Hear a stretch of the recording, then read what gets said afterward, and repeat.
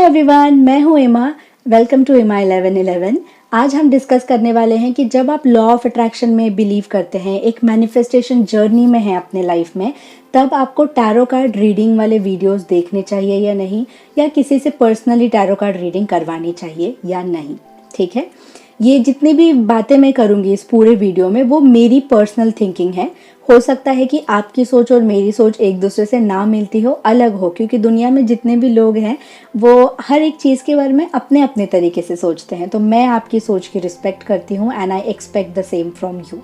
Okay, so let's start with the video. ये question मुझसे एक सब्सक्राइबर ने पूछा था कि जब हम मैनिफेस्टेशन की जर्नी में होते हैं तब टैरो कार्ड रीडिंग में जो भी बातें आती हैं वो हमारे माइंड पे या हमारे मैनिफेस्टेशन पे किस तरीके से काम करती हैं, क्या असर करती हैं, देखना चाहिए या नहीं देखना चाहिए।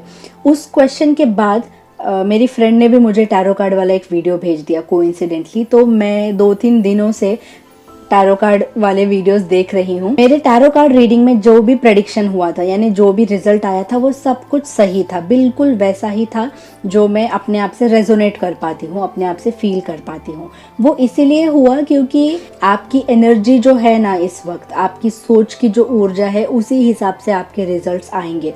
जो भी बातें वो बता रहे हैं कहीं ना कहीं हमें वो बातें पता होती हैं, बट फिर भी किसी और के मुंह से जब हम वो सुनते हैं तो हमें बहुत खुशी होती है कि अरे हाँ, ये भी सही पॉइंट बोला, ये भी सही पॉइंट बोला।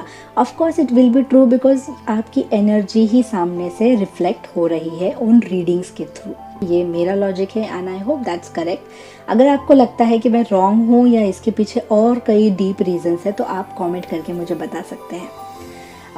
रही बात कि किन्हें देखना चाहिए किन्हें नहीं, अगर आप एक बहुत सेंसिटिव, काइंड हार्टेड, आपका मन बहुत सॉफ्ट है, कोई भी बातें आपके मन में बैठ जाती हैं और छोटी छोटी बातों का आपके मन पे अगर बहुत असर होता है, सेंसिटिव पर्सन हो आप, तो आपके लिए टैरो कार्ड वीडियोस देखना या टैरो कार्ड रीडिंग करवाना बेस्ट ऑप्शन नहीं होगा।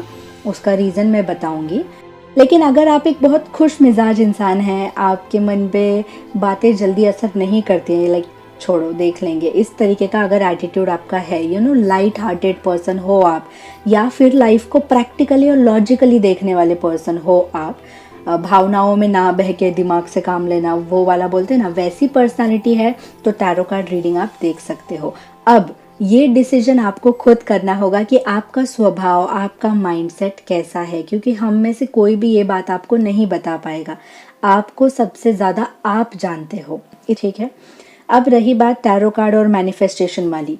समझो मैं ये मैनिफेस्ट कर रही थी कि मेरे आगे के 6 महीने माइंड ब्लोइंग होने वाले हैं, लाइक ऐसा तूफान आने वाला है मेरे लाइफ में, पॉजिटिविटी का तूफान, कि मैं हैरान रह जाऊंगी। लेकिन फिर मैंने टैरो कार्ड वीडियो देख लिया और टैरो कार्ड में क्या बताया कि ये जो उन्होंने मुझे बताया मैं वही बता रही हूँ, ठीक है, कि तुम्हारा किसी अपने इंसान से झगड़ा हो सकता है, तुम्हारे वर्ड्स इतने रूड होंगे कि सामने वाले इंसान का तो मेरे शब्द काट देंगे उसको, ऐसे उन्होंने बोला।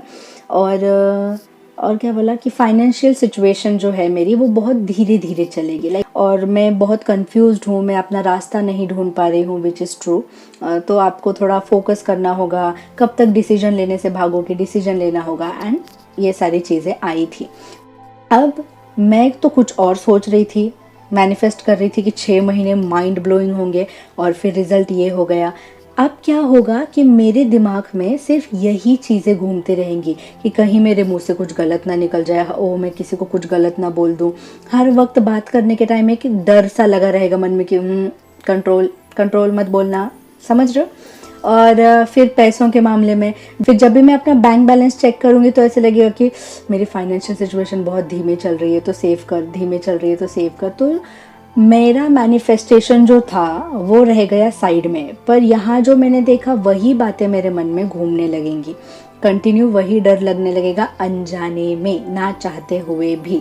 और फिर मैं रही लॉ ऑफ अट्रैक्शन की बिलीवर, मैं ये सोचूंगी कि नहीं, ये तो उन्होंने बताया है पर मैं अपनी थॉट से ये नहीं होने दूंगी, मैं इसको स्टॉप करूंगी या फिर मैं इसको चेंज करूंगी। यहाँ सबसे बड़ी गड़बड़ हो जाएगी। मैं सोच रही थी कुछ बहुत बड़ा पहले, फिर टैरो कार्ड देखने के बाद मेरा पूरा फोकस किस पे चला जाएगा, उनकी बताई हुई बातें ना होने दूं, इस पे मेरा पूरा फोकस रहेगा। तो उनकी बातों को गलत प्रूव करने में, चेंज करने में या उनकी बातों को कट करने में मेरी पूरी एनर्जी इन्वेस्ट हो जाएगी, तो वो सही नहीं होगा। अगर आप मैनिफेस्ट कर रहे हो, मैनिफेस्टेशन के टाइम पे हम डे ड्रीमिंग करते हैं, यानी खुली आंखों से सपने देखते हैं, बहुत मिराकलस चीज़ों के बारे में सोचते हैं। एंड देन अगर आप टैरो कार्ड वाली रीडिंग्स अगर देखने जाओगे तो वही बातें कहीं ना कहीं आपके मन में फंस जाएंगी। अब मैंने इसको बहुत अलग एटीट्यूड से देखा है। जो भी वीडियोस मैंने देखे, मैं अपना एटीट्यूड आपको ज़रूर समझाऊंगी क्योंकि वो आपकी हेल्प करेगा, ठीक है। तो यहाँ तक तो बातें क्लियर हैं कि मैनिफेस्टेशन पे वो कैसे असर करता है, कौन से लोग देखें, कौन से लोग ना देखें, ठीक है। 2-3 दिन में मैंने जितना ऑब्जर्व किया उसके ऊपर से मुझे ये लगा कि ये बहुत इंटरेस्टिंग चीज़ है टैरो कार्ड वाली। मतलब एक बार आप एक वीडियो देख लोगे तो वो एक अंदर से वो इच्छा होती है कि और एक देख लेती हूँ, और एक देख लेती हूँ। I have done that. तो थोड़ा फन एक्टिविटी लगती है कि कोई आपका मतलब फ्यूचर बता रहा है, प्रेडिक्ट कर रहा है। तो मेरे को ये सारी बातें हमेशा फन वे में इंटरेस्टिंग लगती हैं, बट मैं उस पर बिलीव नहीं करके बैठ जाती हूँ कि अब यही होने वाला है, ये पत्थर की लकीर है, क्योंकि मुझे पता है कि मैं अपनी डेस्टिनी की क्रिएटर हूँ। मेरे साथ जो भी होगा वो मेरी सोच की वजह से होगा, ठीक है। अब मेरा स्पेशल वाला एटीट्यूड मैं आपको बताती हूँ कि मैं भविष्यवाणी या हॉरोस्कोप या फिर टैरो कार्ड, इन चीज़ों को कैसे देखती हूँ। इट्स लाइक आप एक रास्ते पे चल रहे हो, फॉर एग्जाम्पल एक लाइफ का रास्ता है, ठीक है, और आपको कोई मैप बता रहा है कि देखो यहाँ आगे गड्ढा आने वाला है, शायद तुम उसमें गिर भी सकती हो, बादल आने वाले हैं, बारिश भी हो सकती है, तुम भीग सकती हो, सब खराब हो सकता है, ब्ला ब्ला ब्ला। तो मैं ये नहीं सोचती कि ओ माय गॉड अब मैं क्या करूँ, मैं गिर गई तो, उस गड्ढे में मैं गिर गई तो, गिर के मर गई तो, या फिर बारिश आ गई और सब मतलब जो भी मेरे पास है वो ख़राब हो गया तो। ऐसा सोचने के बदले मैं ये सोचती हूँ कि ओ थैंक गॉड, मतलब इन्होंने मुझे एक गाइडलाइन दिखा दी है, एक रास्ता दिखा दिया है। अब मैं अपनी प्रिपरेशन करूँगी ताकि वो उन सब चीज़ों से मैं सेफ रहूँ। तो मैं एक टॉर्च लेके चलूँगी, मैं एक छतरी, एक रेनकोट, कुछ गम बूट्स, ये सारी चीज़ें अपने साथ लेके चलूँगी, एक स्टिक रख लूँगी ताकि मैं कहीं गिर ना जाऊं। तो इसको आप भविष्यवाणी और लाइफ से रिलेट करना, कनेक्ट करना। इसी तरीके से जब आपको कोई भी बताता है कि तुम्हारी ज़िंदगी में ये होने वाला है, वो होने वाला है, ये होने वाला है, वो आपको डराने की कोशिश नहीं कर रहे हैं। वो आपको सिर्फ आपकी इस वक्त जो एनर्जी है उसी बेसिस पे आगे का प्रेडिक्शन दे रहे हैं, एंड आप उस चीज़ को कंट्रोल में ला सकते हो। आप उन सारी चीज़ों को बेटर बना सकते हो आगे। तो डरने वाली कोई बात नहीं है, इसलिए डरने वाला एटीट्यूड रखना भी नहीं चाहिए। एक बहुत लाइट एंड सिंपल एटीट्यूड से चलना चाहिए और इन सारी चीज़ों को एज अ गाइडेंस लेना चाहिए, ना कि पत्थर की लकीर या भविष्यवाणी मानकर लेना चाहिए, ठीक है। ऊपर से टैरो कार्ड रीडर्स बहुत स्वीटली सब चीज़ों को प्रेजेंट करते हैं। किसी को भी मैंने ऐसे डराते हुए नहीं देखा कि ओ आपके साथ ये होने वाला है।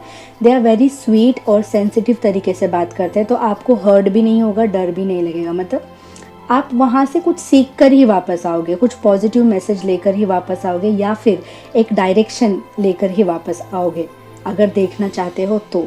बट मेरा ओपिनियन होगा कि ना देखें तो बेहतर है।